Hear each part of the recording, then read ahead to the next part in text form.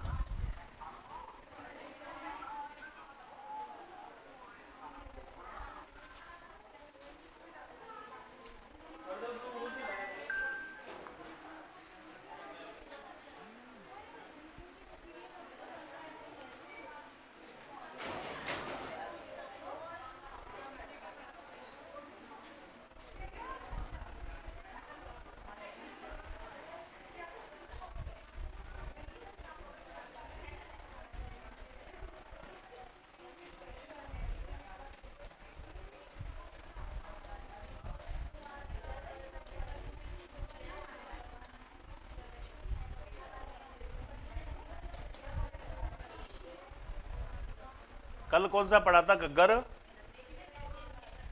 आज डालना Shekhawati basin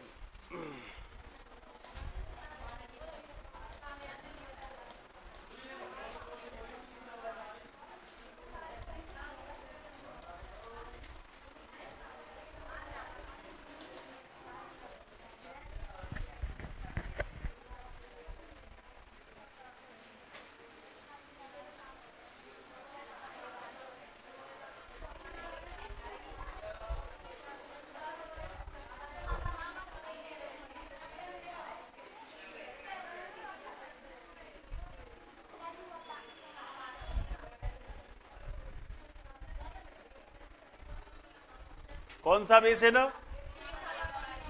Shekhawati basin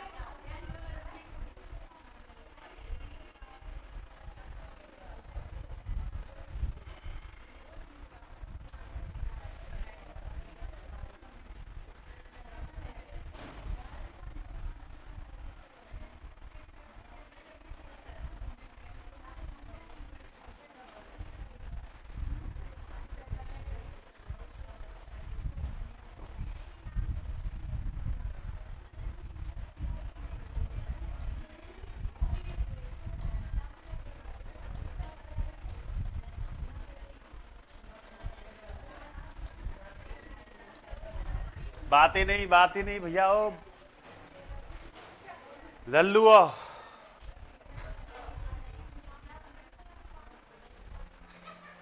Lallu बात ही नहीं लल्लू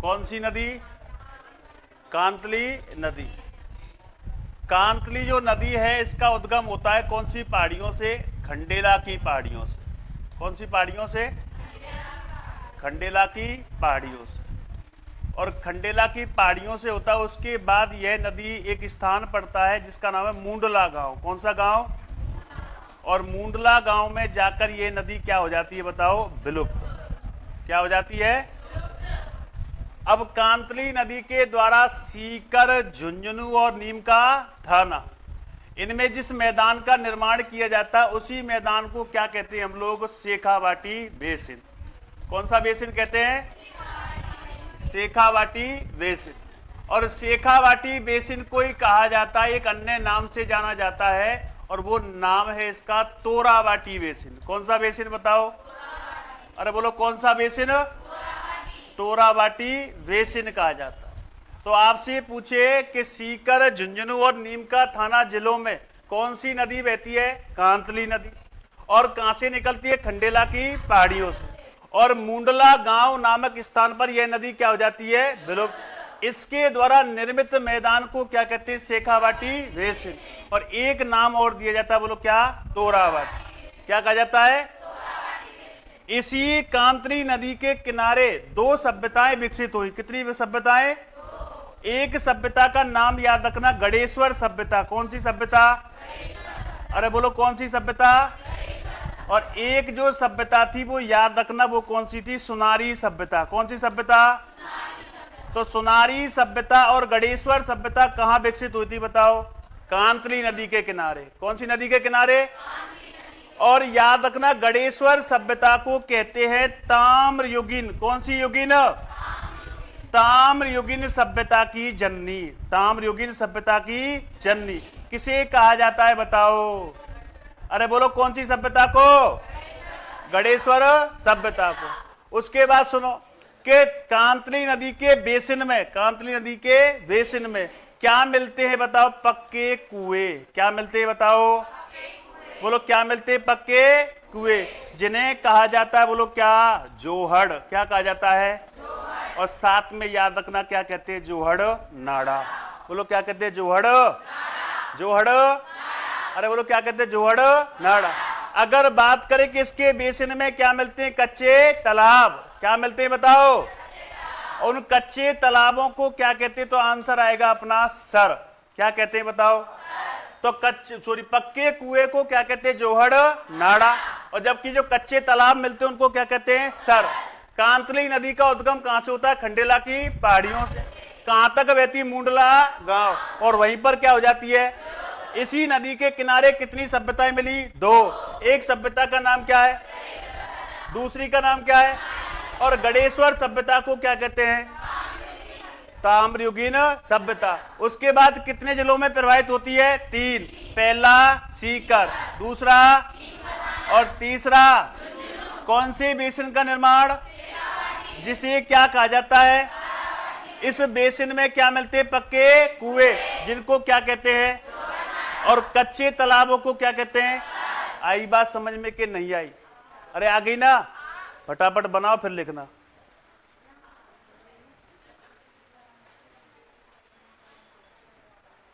हेडिंग लगा लेना शेखावाटी बेसिन।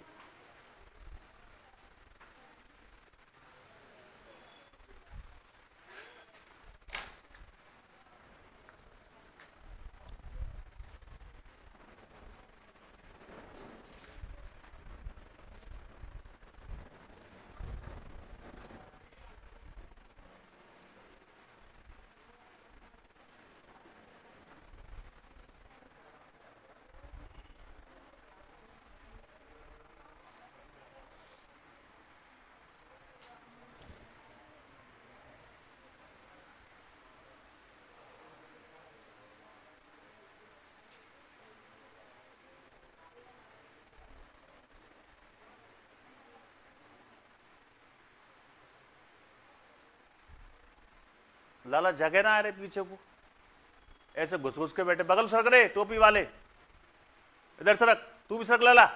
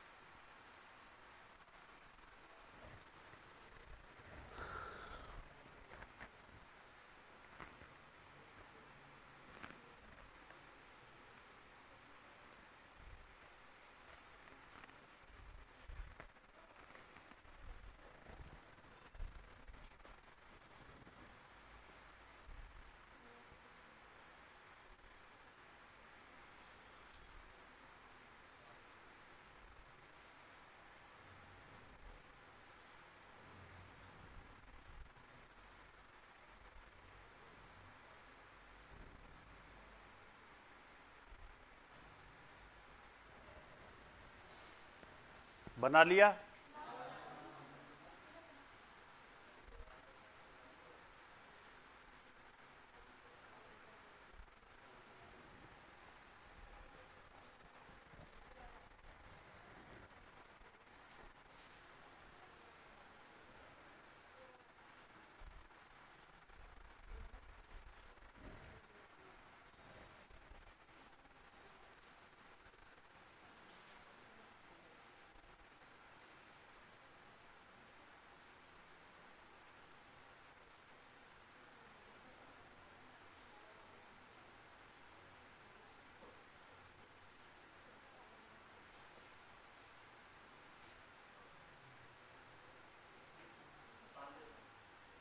लिखो, देखो शेखावाटी बेसिन का निर्माण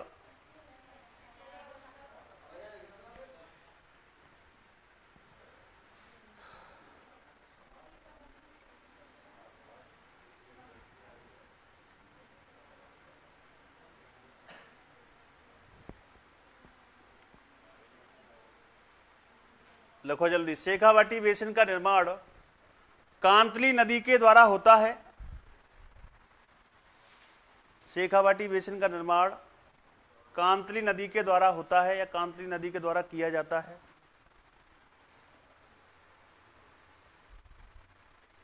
कांतली नदी के द्वारा होता है।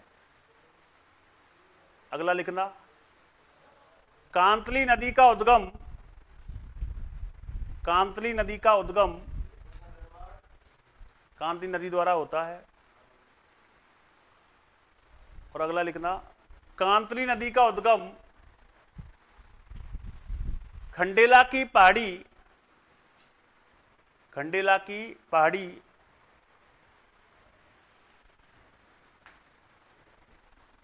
सीकर से होता है। खंडेला की पहाड़ी सीकर से होता है, जो कि सीकर नीम का थाना, सीकर नीम का थाना व झुंझुनू में प्रवाहित होती हुई,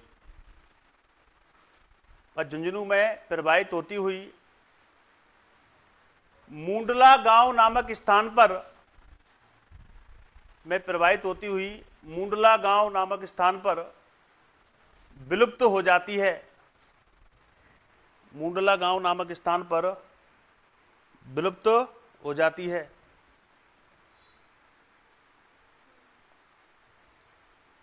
क्या हो जाती है? नेक्स्ट लिखना,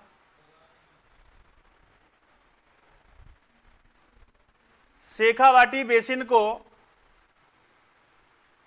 शेखावाटी बेसिन को तोरावाटी बेसिन, तोरावाटी बेसिन तथा अंतःस्थलीय,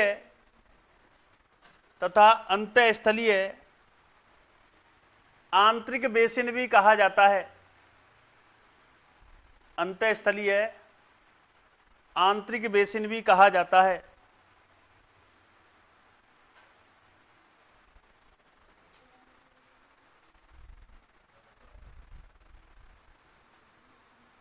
आंतरिक बेसिन भी कहा जाता है।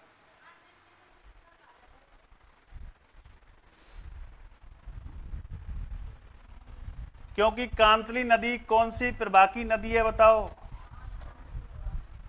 आंतरिक अपवाह तंत्र की। और आंतरिक का मतलब क्या होता है? जमीन में बहती है। आगे बात समझ में? लिखो, देखो इस बेसिन में या इस बेसिन के पक्के कुओं को जोहड़ नाड़ा कहते हैं। जोहड़ नाड़ा कहते हैं। जोहड़ नाड़ा कहते हैं। नेक्स्ट लिखना,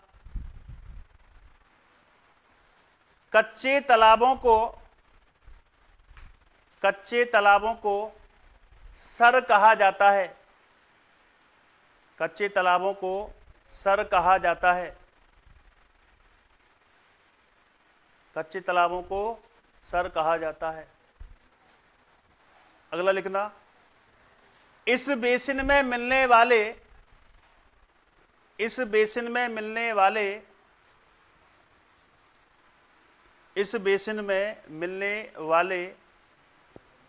घास के मैदान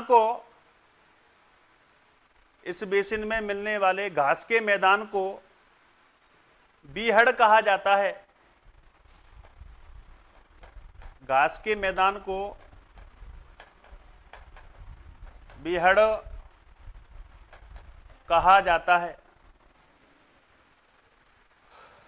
क्या कहा जाता है? बीहड़ कहा जाता है।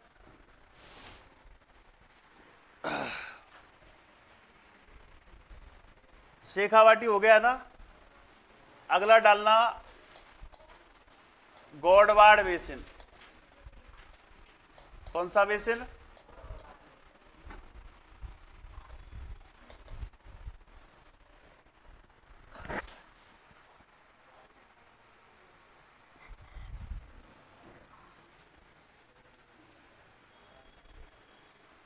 डाल लिया क्या?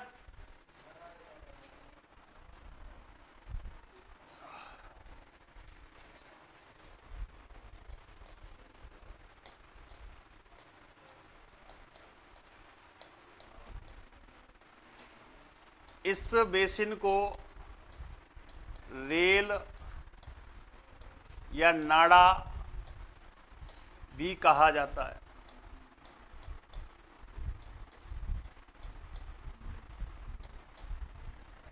रेल या नाड़ा भी कहा जाता है।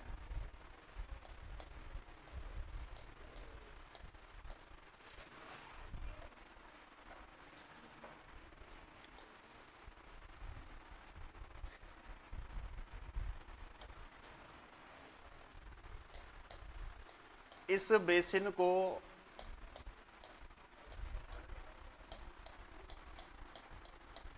गौड़वाड़ बेसिन इसलिए कहा जाता है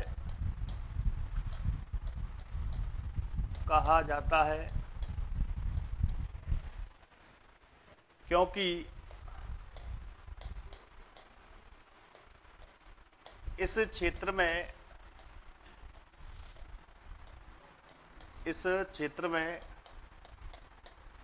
गौड़वाड़ बोली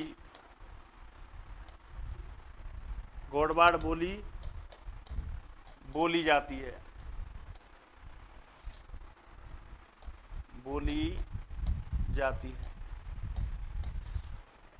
गौड़वाड़ बोली बोली जाती है। इस कारण से इसे क्या कहा जाता है? गौड़वाड़ बेसिन। ठीक है। इसमें सबसे पहली बात पढ़नी हमें 56 की पहाड़ियां। कौन सी पहाड़ियां? 56 की पहाड़ियां। एक होता है 56 का मैदान, तो डूंगरपुर और बांसवाड़ा वाला क्षेत्र, उसमें कौन सा मैदान है? 56 का मैदान। अगर तुम्हें बात करनी हो किसकी? 56 की पहाड़ियां।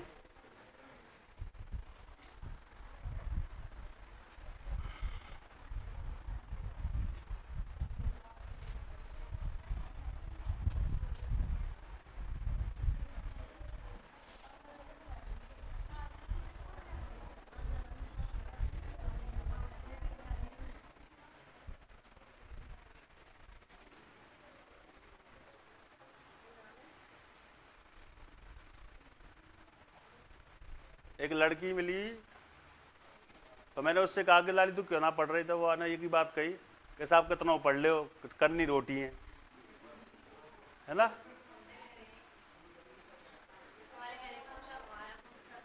करनी रोटी है साहब, कितने पढ़ ले हो।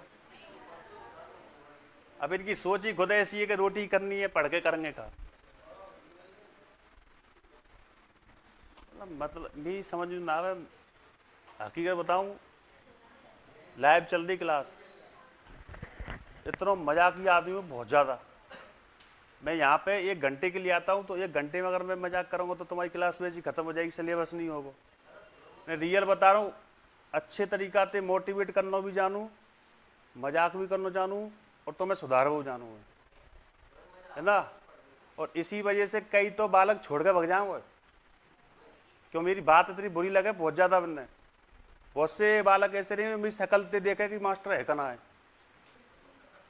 हकीकत बता रहा हूँ तुम्हें, मैं शकल ते देखे यार ये कहा होगा मास्टर, पर मैंने न्यू ना पते कि 31 साल की उम्र है मेरी, और एक एक चीज़ जानूँ कौन सी कहाँ गलती होती है कहाँ नहीं होती है। अगली बात समझ में, तो लाली साइलेंट रह करो। तुम पढ़ लेंगी तो न्यू समझ लो तुम्हारे जीवन को धार है को। तुम्हारी पढ़ाई के चक्कर में कितने महान पुरुषों ने संघर्ष किया, जब जाकर के तुमको अधिकार मिला किसका? पढ़ने का।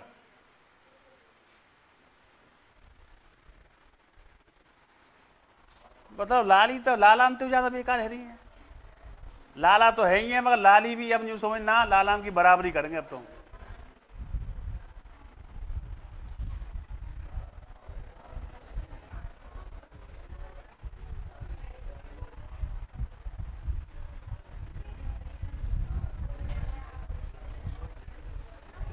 और दाढ़ने के लिए शिक्षा जरूरी है, दारू जरूरी ना है, शिक्षा जरूरी है। देखो, राठौड़ वंश पढ़ो तुमने, पढ़ो है? जोधपुर के राठौड़ वंश की संकटकालीन जो शरण स्थली हुआ करती थी, कौन सा दुर्ग हुआ करता था बताओ? कोई ना पता तुम्हें? वाणा ही वाणा सिवाणा, वाणा ही वाणा। मालदेव भी आया था, चंद्रसेन भी आया था। अभी रुक जा, ज्योग्राफी खत्म कर लेना थोड़ा, जब बात करेंगे। लोत्रा ही लोत्रा, बालोत्रा। इधर देखो, सिवाणा और बालोत्रा। सिवाणा वर्तमान में भी कहां है? बाड़मेर में, लेकिन बालोत्रा अलग से क्या बन गया है? जिला। तो सिवाणा बाड़मेर से लेकर बालोत्रा तक के क्षेत्र में कुछ गुंबदाकार, कौन सी कार? गुंबदाकार क्या मिलती हैं? पहाड़ियां। और उन्हीं पहाड़ियों को क्या नाम दिया गया है? 56 की पहाड़ियां। क्या नाम दिया गया है? और ऐसे भी पूछ सकता है कि 56 की, किसकी बताओ? 56 की गुंबदाकार पहाड़ियां, 56 की गुंबदाकार पहाड़ियां कौन से बेसिन में मिलती हैं? तो आंसर क्या आएगा बताओ अपना? गोडवाड़ बेसिन में। छोटी छोटी पहाड़ियां हैं जो कैसी हैं? गुंबदाकार। इन्हें कहते हैं 56 की पहाड़ियां, और इन्हें कहते हैं 56 की गुंबदाकार पहाड़ियां। इन्हीं पहाड़ियों के बीच में याद रखना एक स्थान पड़ता है जिसे राजस्थान का क्या कहते हैं? मेवा नगर। कौन सा नगर कहते हैं? और जो मेवा नगर कहते हैं, याद रखना वो उस पर्वत का नाम क्या है बताओ? नाकोड़ा पर्वत। कौन सा पर्वत बताओ? और इसी नाकोड़ा पर्वत को राजस्थान का क्या कहते हैं बताओ? मेवा नगर। कौन सा नगर कहते हैं बताओ? मेवा नगर। क्योंकि यहां पर जैन धर्म के 23वें तीर्थंकर, कौन से तीर्थंकर? 23वें तीर्थंकर, जिनका नाम था, बोलो बताओ क्या? पार्श्वनाथ। कौन से नाथ थे? पार्श्वनाथ का क्या बना हुआ है बताओ यहां पर? मंदिर। क्या बना हुआ है? मंदिर। बात समझ में आई कि नहीं आई? दोबारा सुनो, किसकी बात करें? 56 की पहाड़ियां या 56 की गुंबदाकार पहाड़ियां। कहने का मतलब है सिवाणा बाड़मेर से लेकर बालोतरा तक के क्षेत्र में छोटी छोटी क्या मिलती हैं? पहाड़ियां। और उनकी आकृति कैसी होती है? गुंबदाकार। उन्हें क्या कहते हैं? 56 की गुंबदाकार पहाड़ियां। इन्हीं पहाड़ियों के बीच में कौन सा पर्वत मिलता है? नाकोड़ा पर्वत को राजस्थान का क्या कहते हैं?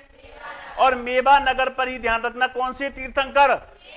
23वें तीर्थंकर कौन है? क्या बना हुआ है? इस कारण से उनको क्या कहते हैं? मेवा नगर। तो आपसे पूछे 56 की पहाड़ियां कौन से बेसिन में स्थित है बताओ? अरे कौन से बेसिन में? और इस बेसिन को क्या कहते हैं? रेल या नाड़ा। रेल या, और इस बेसिन को गोडवाड़ बेसिन इसलिए कहा जाता है क्योंकि इसमें कौन सी भाषा बोली जाती है? इस कारण से इसका नाम क्या पड़ा बताओ? कौन सा बेसिन? कौन सी पहाड़ियां मिलती हैं बताओ? इन्हें क्या कहते हैं? और कौन सा पर्वत? कौन सा नगर? कौन से तीर्थंकर? 23वें तीर्थंकर कौन? क्या बना हुआ है? आई बात समझ में नहीं आई? उतारो फटाफट इसको।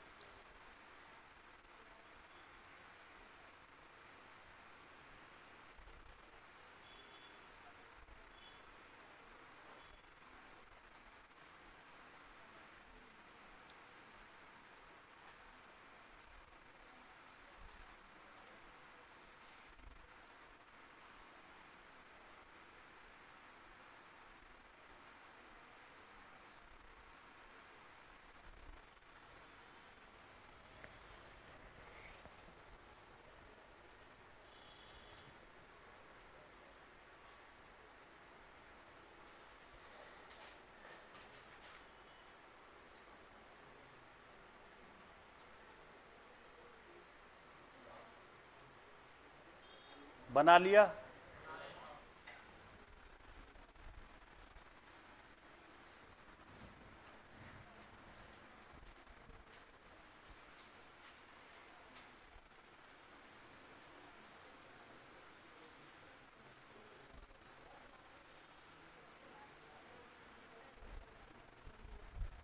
और सबका अपना अपना दुख होता है, लड़कों का अपना दुख होता है, लड़कियों का अपना दुख होता है। वो अपने दुखों को रोते हैं और वो अपनी दुखों को रोती है। तो दुखों रोने का कारण ये आपस में किसकी समझ की क्या होती है, कमी। यही समझे की बात है। और जिसके पास समझ बढ़ती नहीं है बल्कि उसको बढ़ाना पड़ता है। तुम्हारी बुद्धि का विकास केवल 21 वर्ष की आयु तक होगा। उसके बाद जितनी भी जो बुद्धि तुम्हारी आएगी ना, वो केवल क्या है, तुम्हारी समझ।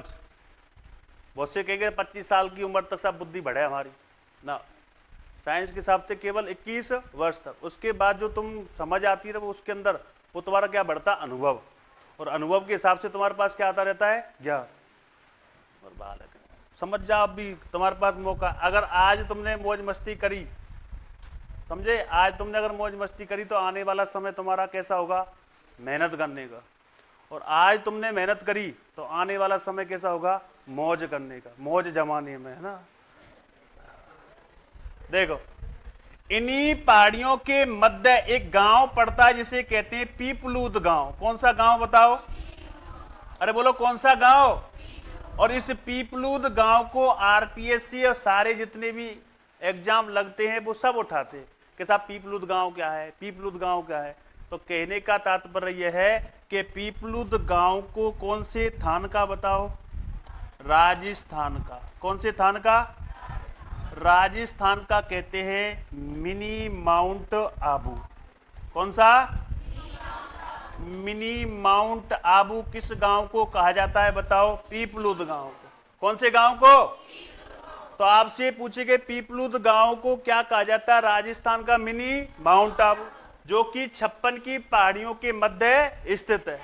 अब मिनी माउंट आबू कहने का मतलब यह कि यहां पर ठंडी ठंडे क्या मिलती है, हवाएं। क्या मिलती है, हवाएं। हवाएं इसलिए मिलती है, तुम्हें अगर तुमने रील देखी हो तो वहां पर छोटी छोटी झोपड़ियों में सारी सुविधाएं दे रखी हैं, जैसे कि एक हेरिटेज होटल में होती है। उसी प्रकार से पीपलूद गांव में भी क्या एक होटल है। कहने का तात्पर्य यहाँ का जो मौसम होता है वो कैसा रहता है, थोड़ा बहुत ठंडा। इसलिए उसे राजस्थान का क्या कहते हैं, मिनी माउंट आबू। तो मिनी माउंट आबू किसे कहा जाता है, पीपलूद गांव। कौन सी पहाड़ियों के मध्य स्थित है, 56 की पहाड़ी। 56 की पहाड़ियों का विस्तार कहां से कहां तक है, सिवाना बालोतरा। सिवाना से और कौन से बेसिन में मिलती है, तो लिख लो फटाफट इसको।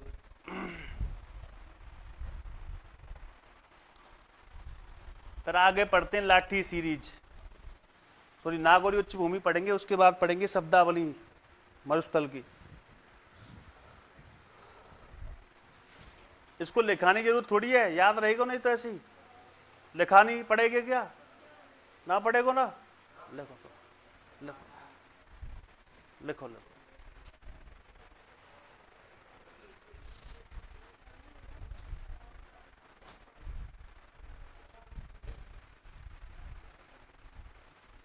अभी तुमने पता हो यूपीएससी का रिजल्ट आया था, उसमें 4 बार प्री में फेल हुआ था, लेकिन 5वीं बार प्री भी हुआ, मेंस भी हुआ और इंटरव्यू भी हुआ।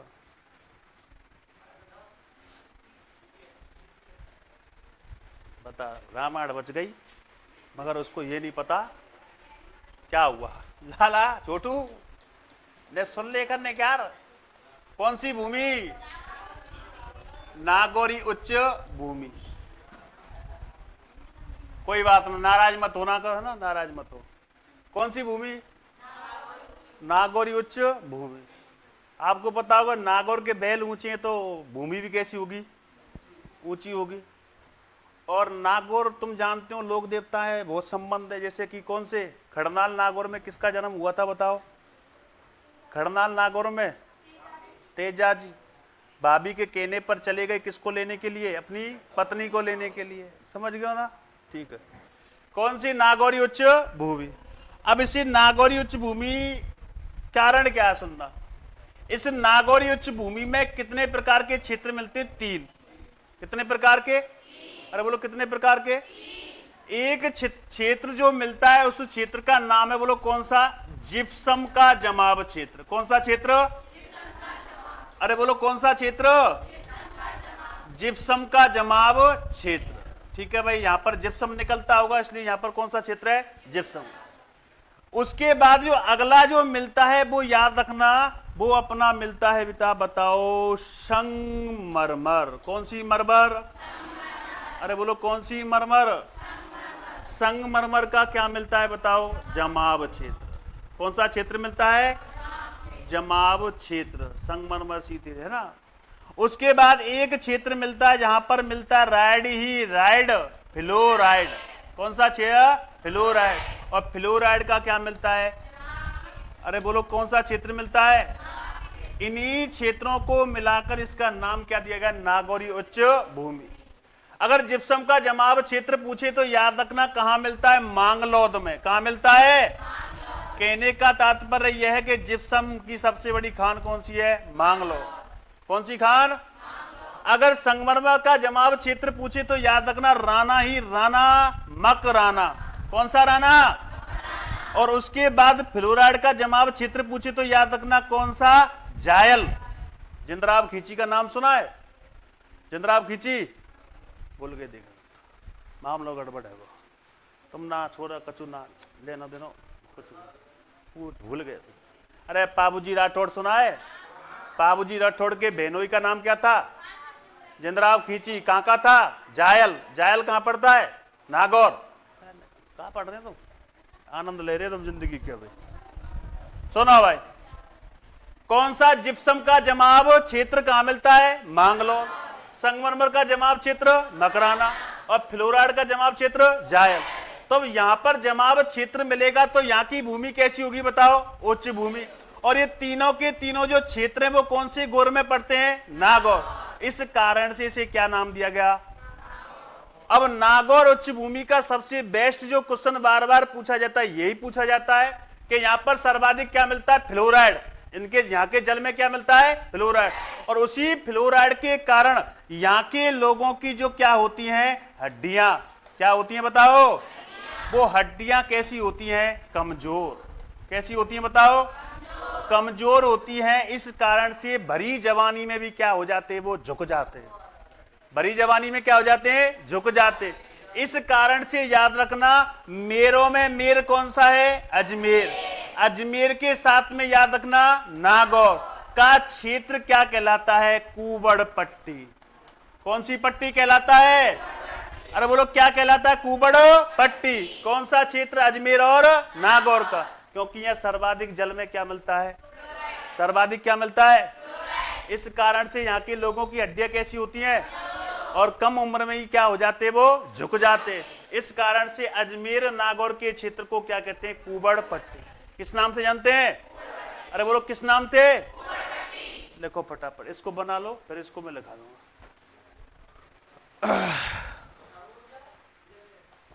ये इधर वाले लिख लेना बस, उसके बाद मैं लिखा दूंगा नीचे की लाइन।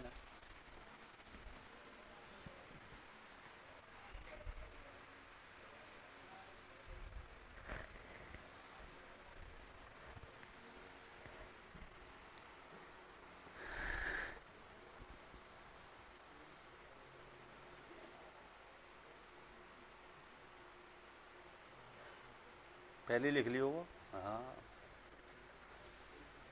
लिखवे तो ज्ञान ज्यादा हुआ, समझ में तो कम हुए हैं जी। अब हाल ही लिखो। अच्छा, इसका मतलब आपकी स्पीड बहुत तेज है ना?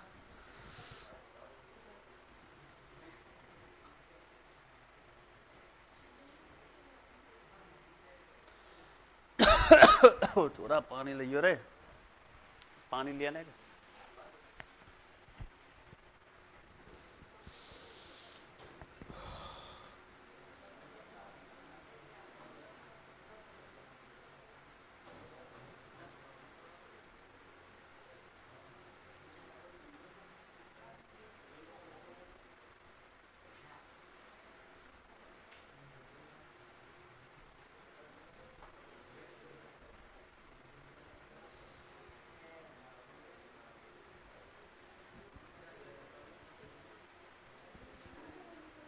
बना लिया, लिखो।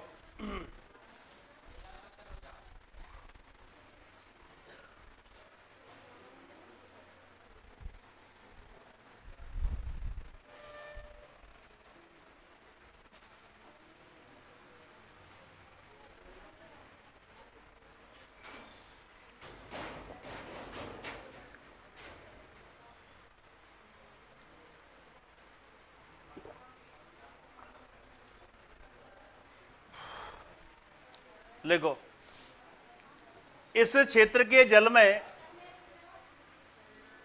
नेक रोकना पड़ा होगा। लिखो, इस क्षेत्र के जल में सर्वाधिक फ्लोराइड की मात्रा पाई जाती है। सर्वाधिक फ्लोराइड की मात्रा पाई जाती है। सर्वाधिक फ्लोराइड की मात्रा पाई जाती है, जिस कारण यहां के लोगों की हड्डियां कमजोर होती हैं। कमजोर होती हैं।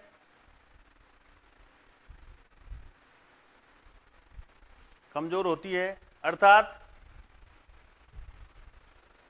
यहां के लोग कुबड़ प्रवृत्ति के होते हैं। यहां के लोग कुबड़ प्रवृत्ति के होते हैं। कुबड़ प्रवृत्ति के होते हैं। कौन सी प्रवृत्ति के? कुबड़ प्रवृत्ति के होते हैं। नोट डाल लिखना। अजमेर नागौर के क्षेत्र को अजमेर नागौर के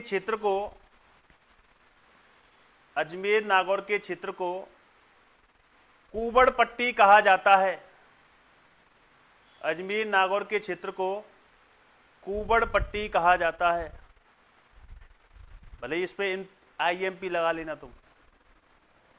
IMP का मतलब जानते हो? कई बार पूछा गया है।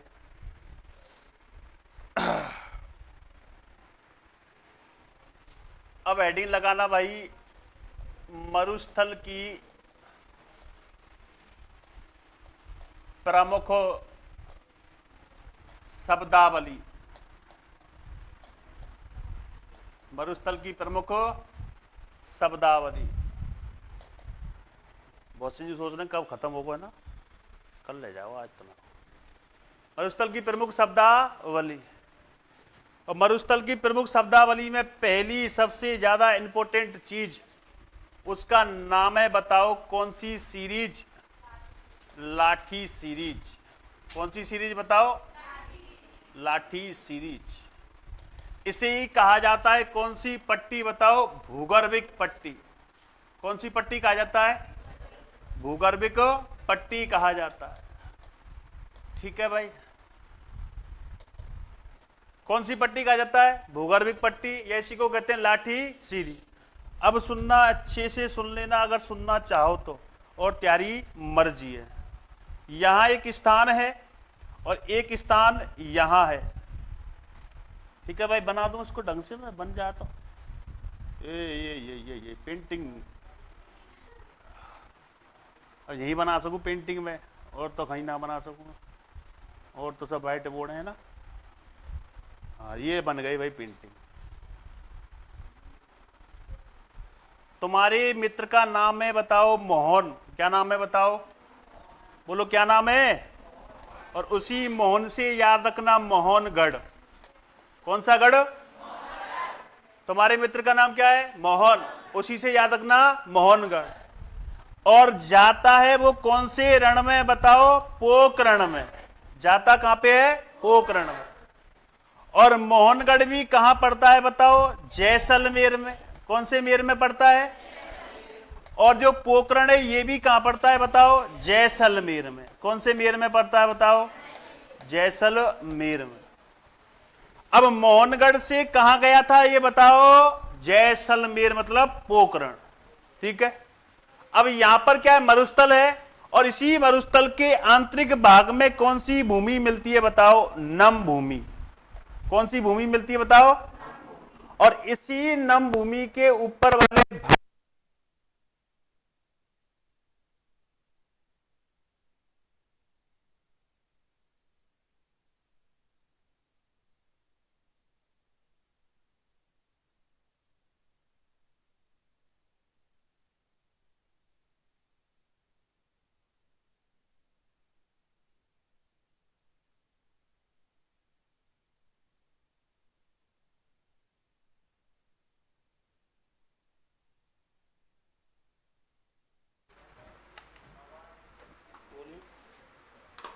ये घास भी कैसी होती है, लंबी।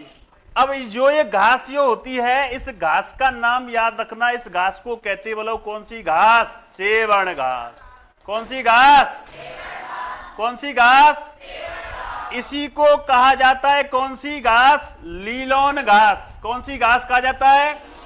तो कहने का तात्पर्य यह है कि मोहनगढ़ जैसलमेर से पोखरण जैसलमेर तक कौन सी भूमि पाई जाती है, नम भूमि। और इसी नम भूमि क्षेत्र पर कौन सा घास, सेबड़ घास और लीलोण घास। इसका क्या निर्मित हो जाता है बताओ, मैदान। क्या निर्मित हो जाता है, उसे ही हम लोग क्या कहते हैं, लाठी सीरीज या भूगर्भिक पट्टी। आ गई बात समझ में, नहीं आई, अरे बोलो आई कि नहीं आई। अगर इस घास को कहा जाए ये कैसी घास है, तो आंसर आएगा सर ये सबसे लंबी घास है राजस्थान में। सबसे लंबी घास कौन सी है बताओ, सेबड़ घास। कौन सी घास है, इसी घास को कहा जाता है, एक अन्य नाम से जाना जाता है, जिसे कहते हैं बताओ क्या, लिसीथ्रुस। क्या कहते हैं बताओ। और उसके बाद इसे कहते हैं सिडिक्रुस। क्या कहते हैं बताओ। आगे बात समझ में कि नहीं आई। आपसे पूछे कि सेबड़ घास के मैदान को क्या कहते हैं, लाठी सीरीज। इसी को कहते हैं भूगर्भिक पट्टी। कहां मिलती है, मोहनगढ़ जैसलमेर से पोखरण। आई बात समझ में। अब सुनना एक और बात कि यहीं पर याद रख लेना, हमारे राज्य पक्षी का नाम क्या है, घोड़ावड़। कौन सा बड़ है, और घोड़ावड़ पक्षी यही इसी स्थान पर क्या देता है बताओ। अरे बोलो क्या देता है, तो कौन सा पक्षी देता है, और घोड़ावड़ पक्षी राजस्थान का क्या है, राज्य पक्षी। कौन सा पक्षी है। अब सुनना मेरी बात कि अगर तुमसे पूछे कि इसे लाठी सीरीज को अन्य किस नाम से जाना जाता है, तो आपका आंसर निकलेगा कि सर इसे कहा जाता है कौन सा तान, नखलिस्तान। कौन सा तान कहते हैं, कौन सा तान कहते हैं। मतलब कुछ समय के लिए ही घास रहती है, उसके बाद ये नष्ट हो जाती है या मुरझा जाती गर्मी के कारण, तो इसे कहते हैं राजस्थान का नखलिस्तान। कौन सी सीरीज को कहते हैं, इसी को क्या कहते हैं।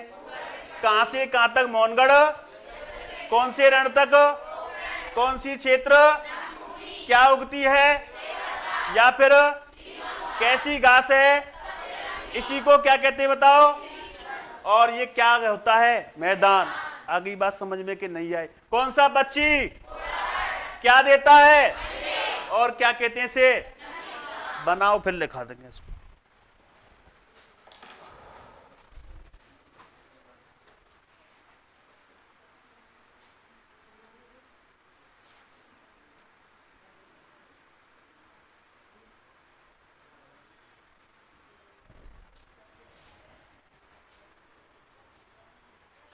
लिसीथ्रुस सिडिकुस, बोटनिकल नाम है इसका ना, लिख देता हूं।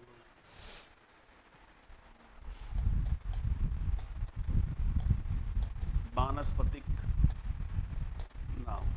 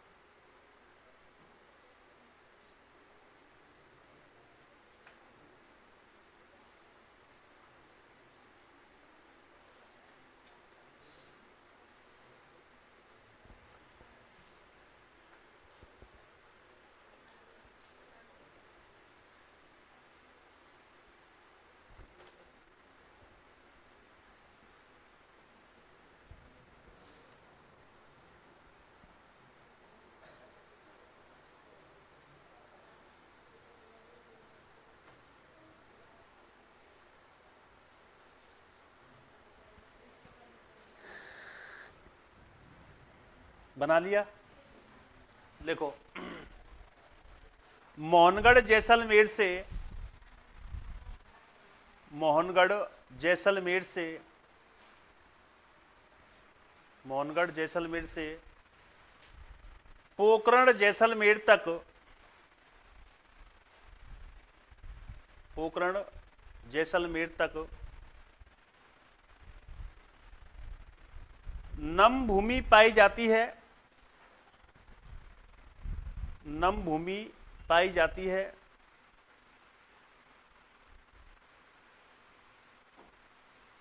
इसी नम भूमि पर, इसी नम भूमि पर सेवण घास,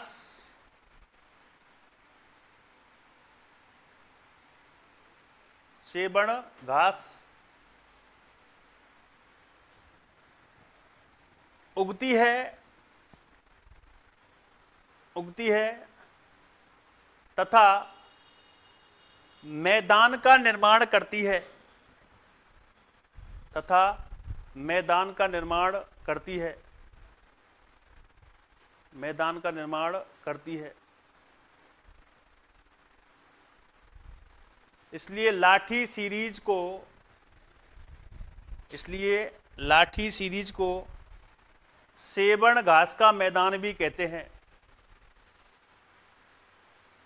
लाठी सीरीज को सेवण घास का मैदान भी कहते हैं, सेवण घास का मैदान भी कहते हैं। क्या कहते हैं? सेवण घास का मैदान भी कहते हैं। नेक्स्ट लिखना, सेवण घास को, सेवण घास को लीलोन घास भी कहते हैं, सेवण घास को लीलोन घास भी कहते हैं, लीलोन घास भी कहते हैं, लीलोन घास भी कहते हैं। नेक्स्ट लिखना, इस घास का वानस्पतिक नाम,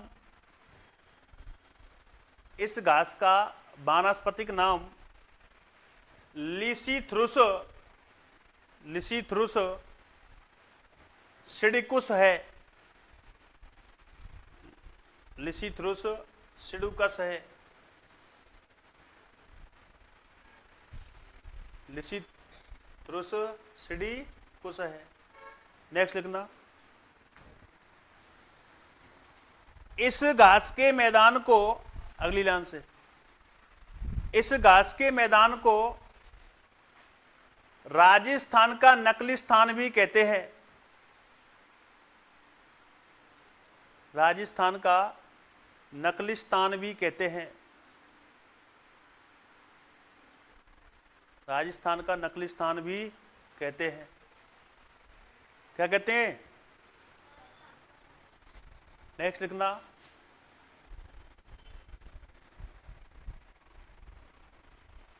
यहां पर, अगली लाइन से, यहां पर राजस्थान राज्य का राज्य पक्षी, यहां पर राजस्थान राज्य का राज्य पक्षी गौड़ावड़ अंडे देता है, अंडे देता है।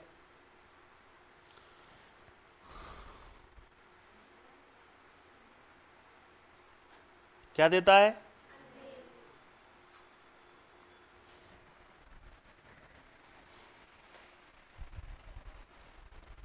अगला लिखो, लू, लू, लू। हम जो कहते साहब हम तो जान है यहाँ चीज तो ना, वो लिख लो फिर भी।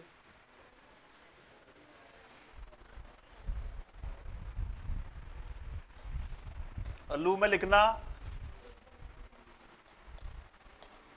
गर्मी के मौसम में, गर्मी के मौसम में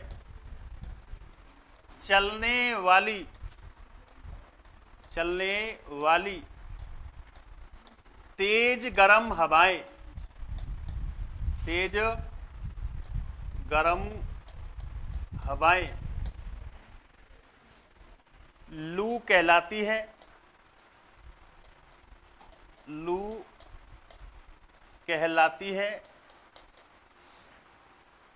क्या कहलाती है? लू कहलाती है। अगला लिखना नोट डाल के। इन्हें स्थानीय पवने भी कहा जाता है। स्थानीय पवने भी कहा जाता है। स्थानीय पवने भी कहा जाता है। अगला लिखना भभूल्या। भूतागो भूतागो है ना। चला दूर हट जा रहे, भभूल्या आ रहा हो, ले जाओ तो जहां हमको जिंद फिंद हो कोई। कहते नहीं कहते हो? लिखो तो इसमें अचानक आने वाला, अचानक आने वाला, अचानक आने वाला, अचानक आने वाला वायु का चक्रवात, चक्रवात भभूल्या कहलाता है। भभूल्या कहलाता है। और दूर से दिख जाना, जो समझ लो देव जा रहा हो, जिंद जा रहा हो, उड़ के जा रहा हो, या हम होगो कोई ना कोई धल ले जाओ तुमने, है ना? ऐसी के ना तुम क्या कह रहे हम कह करे, ऐसी बात तो ऐसी बात थोड़ी है। क्या कहलाता है? भभूल्या कहलाता है। इसी में लिखना उत्तरी गोलार्ध में, उत्तरी गोलार्ध में, कौन से गोलार्ध में? उत्तरी गोलार्ध में चक्रवातों की दिशा, चक्रवातों की दिशा, चक्रवातों की दिशा एंटी क्लॉकवाइज होती है। एंटी क्लॉकवाइज होती है। जबकि दक्षिणी गोलार्ध में, जबकि दक्षिणी गोलार्ध में चक्रवातों की दिशा, चक्रवातों की दिशा, इनको तो जानते होंगे एंटी क्लॉकवाइज। चक्रवातों की दिशा क्लॉकवाइज होती है। क्लॉकवाइज होती है।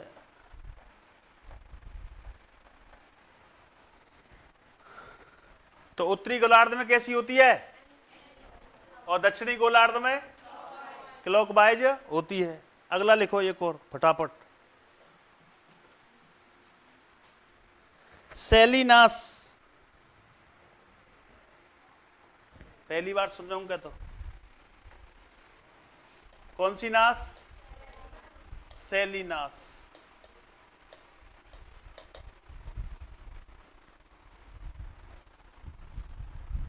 उसमें लिखना मरुस्थल में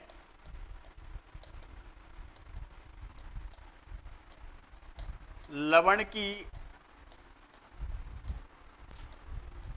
पतली परत वाली,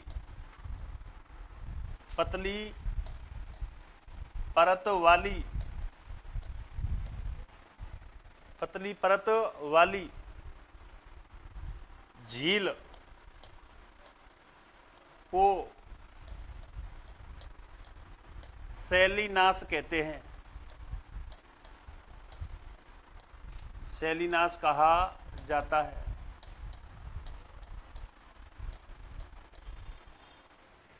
मरुस्थल में लवण की पतली परत वाली झील को क्या कहते हैं?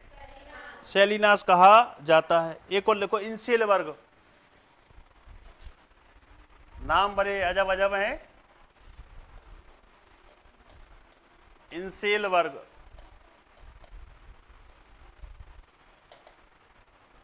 कौन सा वर्ग? मरुस्थल में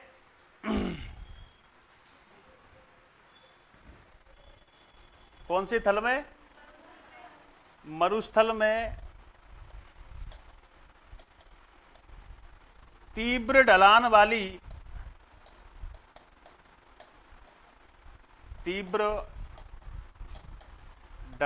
वाली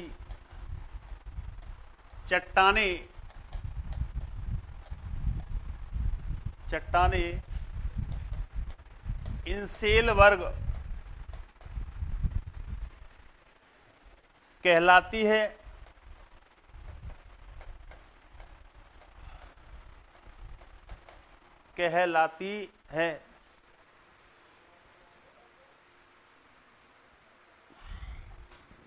और इस लिखना, इसे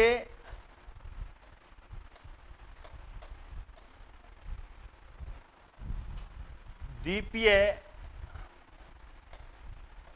पर्वत भी कहते हैं।